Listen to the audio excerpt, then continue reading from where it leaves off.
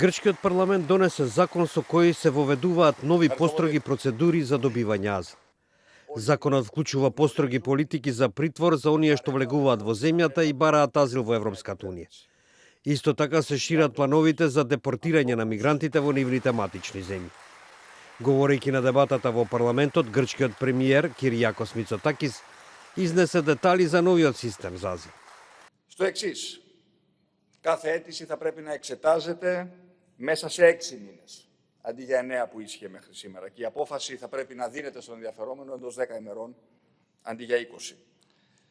Αν όμως, στο μεταξύ, ο ετών δεν συνεργάζεται με τις αρχές, έχει αποχωρήσει από τη χώρα χωρίς άδεια, το αίτημα θα κρίνεται αυτομάτως αβάσιμο και θα είναι φυσικά υποψήφιος προς αναχώρηση.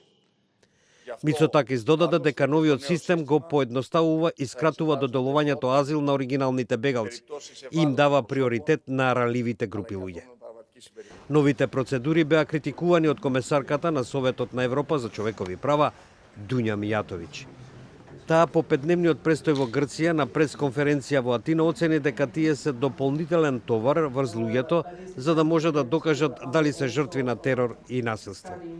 Таа додаде дека ситуацијата со мигрантите во камповите на грчките острови е експлозивна и на работна катастрофа. The number of migrants currently in Greece, over 100,000, is far from being impossible to handle. This is not a question of lack of funds. As I learned, money is available, but clearly resources have so far not been used effectively.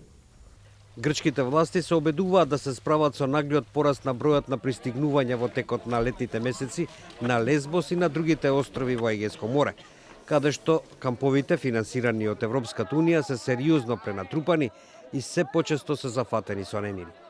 Според неодамна објавените податоци на Европската унија, Грција сега е најпрометната влезна точка во Европа. Од почетокот на годинава до сега во Грција дојдоа над 47.500 мигранти, што представува зголемување од скоро 30% во споредба со лани. Во извештајот се вели дека Грција добила над 2 милиарди и 200 милиони евра помош од Унијата, но не успева да го искористи договорот меѓу Европската унија и Турција од 2016 година, со кој се дозволува депортирање на многу мигранти од Грција назад во Турција.